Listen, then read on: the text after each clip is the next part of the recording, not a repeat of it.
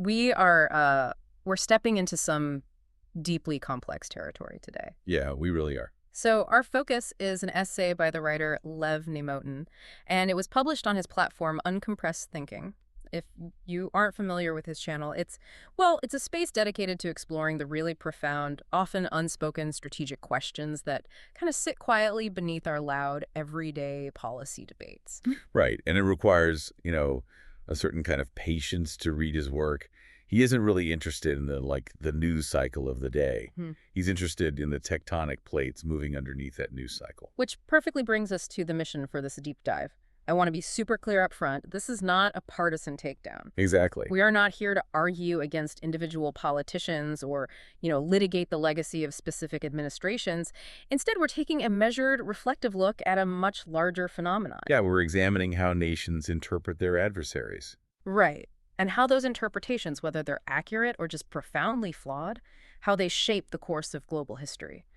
And specifically, we are looking at 50 years of Western policy toward Iran. And to ground this entire discussion, Nemotin uses this visual metaphor in his essay that is, it's impossible to shake once you read it. Oh, the binoculars? Yes. He asks the reader to picture a pair of binoculars just resting on a table. And when you look through the left lens, you see a scene that feels familiar, almost comforting, right? Mm-hmm. Diplomats in tailored suits shaking hands across a polished table. Mm-hmm. There's a freshly signed nuclear agreement resting right between them. And the caption hovering over this lens simply reads, moderation. Right, but then you shift your gaze to the right lens and the scene changes entirely. It's completely different. Yeah, you see armed militants, the glaring exhaust of ballistic missiles launching into the sky, and an Islamic flag waving in the thick smoke. And the caption over this side reads, ideology. And beneath both of these contrasting visions, anchoring the entire image, is just a single, heavy phrase, 50 years of wishful strategy. It's just that image perfectly captures the cognitive dissonance embedded in Western foreign policy. It really does. And to dismantle that dissonance, Nemotin leans on a piece of foundational military planning doctrine. It's a phrase that sounds simple but carries an enormous amount of weight when you apply it to international relations, which is, hope is not a strategy. Hope is not a strategy. I want you to keep that phrase in the back of your mind as we unpack this because, the genesis of Nemotin's essay didn't come from some dramatic situation room or a classified intelligence briefing. No, it didn't. It came from something you have probably experienced yourself. It started with a perfectly reasonable conversation he was having with a friend over coffee. Yeah, his friend was simply outlining what is essentially the mainstream consensus Western view on how to handle Iran. The argument is incredibly familiar to anyone who follows global politics. It's, we should preserve diplomatic agreements whenever we can. We should intensify economic pressure, like sanctions, when necessary. Mm-hmm. Rely on serious professional advisors, and above all, we just absolutely must avoid unnecessary military escalation. If you're listening to that, it sounds completely rational. It does. It sounds measured. It sounds like the adult in the room dictating a really sensible path forward. On the surface, yes, entirely responsible. But Nemotin realized during this conversation that his disagreement with his friend wasn't about the tactical execution of these policies. Right. They weren't arguing about which specific sanction to apply. Exactly, or which diplomat to send. The disagreement was about the foundational assumption sitting beneath all of those policies. The core premise. Right. That perfectly reasonable Western stance relies on one massive unspoken premise. It assumes that Iran, while difficult and confrontational, is ultimately a conventional state. Okay, conventional. It assumes that, like most nations, its conduct can eventually be moderated through a balanced mix of, negotiation, economic incentives, and diplomatic engagement. But when you actually look at the track record, nearly half a century of Iranian behavior since the 1979 revolution, that foundational assumption just completely falls apart. It does.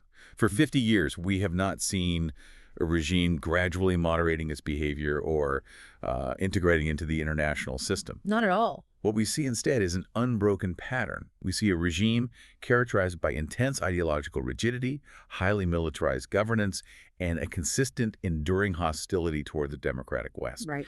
They haven't moderated. They have simply become incredibly skillful at using our negotiations and our economic pressure, not as pathways to peace, but as tactical instruments to survive and advance their own goals. It feels like a fundamental diagnostic error. I was thinking about this, and it's like looking at a computer that keeps crashing and deciding the solution is to replace the hardware. Oh, that's a good way to put it. Right. You swap out the motherboard, you upgrade the RAM, you buy a new monitor. Yeah. You can spend billions of dollars and decades of effort swapping out those physical parts, but if the issue is actually a deeply embedded flaw in the software source code, the machine is never going to run the way you want it to. Exactly. The West keeps trying to fix a hardware problem. We treat Iran like a conventional state motivated by economics, border security, civilian prosperity. But Iran is operating on entirely different software. They are a revolutionary ideological regime. And that is the core disconnect driving 50 years of failure. Policies that work beautifully to moderate a conventional government, a government whose primary existential goal is the prosperity and security of its citizens within its borders. Right. Those same policies can have wildly unexpected, even disastrous effects when you apply them to a regime whose very identity and legitimacy are rooted in ideological confrontation. Because the software is different. Exactly. When you apply conventional tools to a revolutionary system, you do not get the results you plan for. The mechanisms of cause and effect are entirely different. So if our foundational framework is that flawed, we have to look at how this software mismatch manifests in reality. And I think the most prominent, heavily debated example of this in recent history is the Obama-era nuclear agreement. Yeah, absolutely. And I want to pause here for a second and offer a quick disclaimer. As we get into this, we are not taking a political side, left or right, on the agreement itself. Right. This isn't about domestic politics. Exactly. We are impartially analyzing Neymoten's strategic critique of the deal based on the essay. We're just trying to convey the ideas in the source material. And when Neymoten looks at the nuclear deal, he entirely bypasses that domestic left versus right political noise to look purely at the strategic mechanics beneath the agreement. Mm-hmm. He isolates the foundational logic that made the deal seem like a victory to its architects. So the primary argument from the proponents of the nuclear deal was very straightforward, right? Yeah. They argued that the agreement imposed meaningful, verifiable restrictions on Iran's nuclear program. Yes. It established rigorous international inspections, and crucially, it bought time. It slowed the regime's progress toward a nuclear weapon. Right, that was the core defense. Well, wait, I have to push back here a little, just playing devil's advocate. If you are looking at a uranium centrifuge spinning today, isn't hitting pause on that machine inherently a victory? Right. I mean, from a purely practical standpoint, even if an agreement just buys us 5 or 10 years, how is buying time a bad thing? And that is the exact instinct Neymoten challenges in the essay.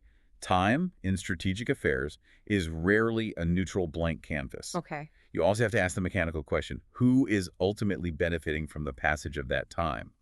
The nuclear deal did not dismantle the fundamental scientific knowledge or the hidden infrastructure of Iran's nuclear program. Right, the knowledge is still there. Exactly. And it certainly did not change the ideological character of the regime, nor did it alter their regional ambitions or their funding of proxy forces across the Middle East. So the revolutionary software remained exactly the same, just running quietly in the background. Precisely. What the agreement actually accomplished was creating a period of reduced international tension. It provided massive sanctions relief. Mm-hmm. It unfroze assets and gave the Iranian state significant economic breathing room. So if the underlying character of the regime remains completely unchanged, buying time becomes a very dangerous concept. Because I'll be using that time. Yes, you might be delaying a specific technical capability like enriching uranium to weapons-grade levels, but simultaneously you are enabling the strengthening of the regime's political, military, and economic foundations. Wow. Postponing a problem is not the same as resolving it.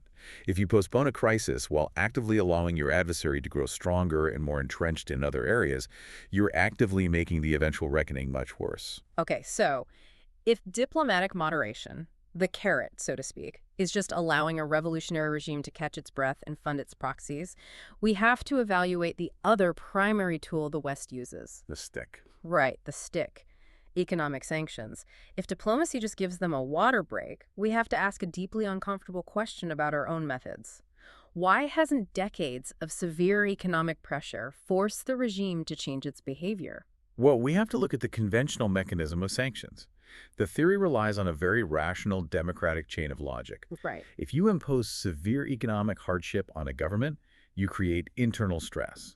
The citizens become unhappy with inflation and job losses, the economy stagnates, and this creates a powerful bottom-up incentive for the leadership to change their policies, to relieve the pressure and stay in power. It's basic behavioral economics. You make the bad behavior too expensive for the government to continue. Exactly.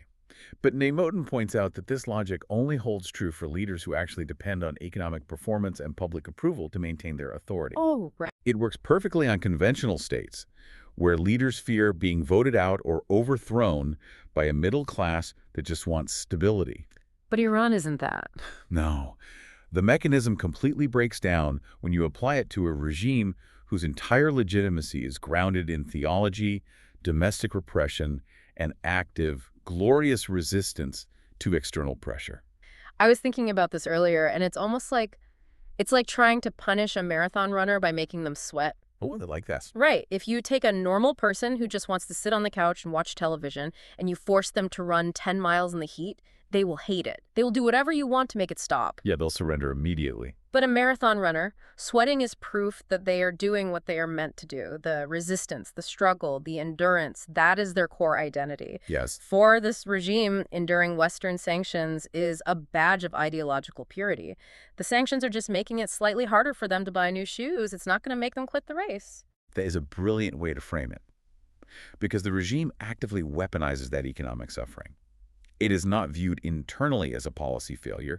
It is framed as undeniable evidence of foreign hostility. The regime tells its people, look at what the West is doing to our economy. This proves our revolutionary struggle is justified. They are trying to destroy us, and we must stand strong. So it actually helps them. Exactly. Instead of forcing moderation, the economic hardship actually increases internal cohesion among the ruling elites and the military apparatus. It validates their entire worldview. Wow. Now, sanctions can restrict resources, and they absolutely complicate the procurement of parts for weapons programs. They are a necessary tool with real utility. Right. They're useless. Right. But they're not a solution. They will never fundamentally transform a regime that views economic hardship as a perfectly acceptable price to pay for ideological persistence. Okay, so if the track record is 50 years of failed expectations, I mean, if diplomacy just buys them time to consolidate power and sanctions just feed their persecution narrative, why do our policymakers keep treating them like a conventional state? It's a great question. Why do we keep making the exact same assumptions decade after decade? Neymotin argues that it comes down to deeply ingrained intellectual habits and a concept known as mirror imaging. Mirror imaging. Yeah. Modern Western political thinking is heavily biased by its own historical experience. We are accustomed to dealing with conventional states that are guided by material interests. Right. We assume that at the end of the day, every leader, no matter what they say in public, is making pragmatic calculations about money, trade, and border security. Because our entire democratic system is built on those materialistic metrics, we project that framework onto everyone else. We look in the mirror and assume the person on the other side of the globe thinks exactly like we do, just with different clothing and a different language. Precisely. And beyond the systemic bias, there is a profound human element at play here. Neymotin calls it the natural human inclination toward optimism in diplomacy. Optimism. Yeah, it is psychologically agonizing and, honestly, politically suicidal for a democratic leader to stand before their citizens and admit, we are facing a regime that cannot be reasoned with, they will not moderate, and they will remain fundamentally adversarial to our way of life for generations. People don't want to hear that. They really don't. It is so much more comforting to believe that if we just find the perfect, elusive combination of carrots and sticks, we can negotiate a historic breakthrough. It's entirely relatable, though. I mean, think about your own life, your own neighborhood, or your workplace. You want to believe that you can resolve a conflict with a difficult neighbor or a deeply toxic coworker if you just sit down, communicate clearly, listen to their grievances, and find common ground. It goes against our very nature to accept that some people, or in this case, some regimes, are fundamentally opposed to your existence no matter how many olive branches you extend. But applying that personal, optimistic human nature to international strategy becomes incredibly dangerous. Every time you offer an incentive expecting reciprocal moderation, the ideological regime just sees weakness. They see a lack of resolve. Exactly. You end up inadvertently reinforcing their narrative that the West is decadent and easily manipulated. And this persistent misreading over 5 decades, it doesn't just result in failed diplomatic agreements or ineffective sanctions. It leads to a much more severe consequence that directly impacts the safety of millions of people. Yeah, this is where it gets really serious. It fundamentally distorts how we think about protecting ourselves, creating a dangerous confusion between defense and deterrence. Collapsing defense and deterrence into the same concept is perhaps the most massive strategic error Nemotin identifies in the whole essay. Okay, unpack that for us. Well, modern societies, particularly in the West, have developed an absolute obsession with defensive capabilities. We build incredibly sophisticated, multi-billion-dollar missile interception systems. Right, the technology is amazing. It is.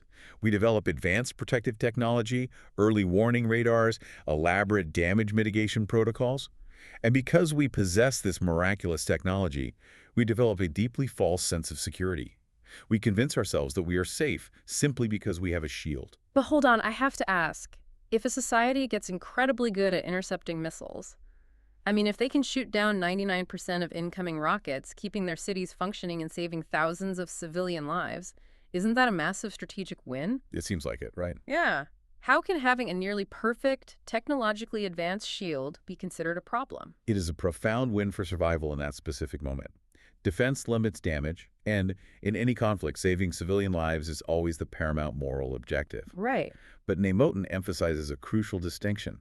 Defense is not deterrence. Defense is not deterrence. Right. Defense is the act of limiting the damage of an attack that is already happening. Deterrence is the psychological mechanism that prevents the attack from ever being launched in the first place. Ah, okay. So to understand the mechanism of deterrence, we have to look at the timeline of an attack. Exactly. The decisive moment of deterrence happens entirely upstream. It happens exclusively in the mind of the adversary, long before a button is pushed or a silo is opened. Upstream. Yes. It is the moment an adversarial leader sits in a room, weighs the ideological benefits of attacking you against the guaranteed, devastating consequences you will inflict upon them, and decides it is not worth the cost. Deterrence is achieved when you implant an unshakable psychological certainty in your enemy's mind that taking action will result in their own unacceptable destruction. So if an adversary actually launches a swarm of missiles at you, what does that mean for your deterrence? It means your deterrence has already failed completely. Wow. If a missile is in the air, the adversary has already run their psychological calculation. They have looked at your incredible billion-dollar defensive shield, and they have decided that your defenses are merely an acceptable operational obstacle. They already did the math. They did the math. They factored your shield into their equation, assumed some missiles would be intercepted, and still decided to pull the trigger because the cost of doing so is deemed acceptable to them. Therefore, the moment a siren goes off, the contest of deterrence has been lost. Man. So if you are relying solely on defense, you are essentially letting the adversary dictate the terms, the timing, and the tempo of the conflict. They really are. You're sending a message that says, go ahead and take a shot. We will try our best to block it. You are absorbing the financial and psychological cost of their aggression, which only encourages them to build cheaper, faster, and more numerous missiles to eventually overwhelm your finite shield. That's exactly it. A society that becomes highly skilled at absorbing and intercepting attacks might survive the night, but it completely fails to influence the adversary's initial decision to launch tomorrow. True strategy must operate upstream. If you want to stop the missiles permanently, you cannot just build a better catcher's mitt. You have to convince the person throwing the ball that the very act of winding up for the pitch will result in the loss of their own arm. That's a stark way to put it. But you cannot establish that level of psychological certainty if you are constantly misreading their motives and their values. And the loop closes right there. If we fundamentally misread Iran as a conventional state that just wants economic prosperity and a seat at the global table, our attempts at deterrence will constantly fail. Constantly. We will threaten to take away things they don't actually value above their own ideology. We will threaten their economy while they are perfectly willing to sacrifice their economy for the sake of the revolution. Which brings us to the overarching, sobering thesis of Nemotin's essay. For 50 years, Western policy toward Iran has been built on a comforting fiction. A comforting fiction. Yeah. Our diplomatic agreements have postponed technical developments without ever altering the regime's long-term direction. Hmm. Our economic sanctions have imposed severe costs without ever forcing foundational political change. Hmm.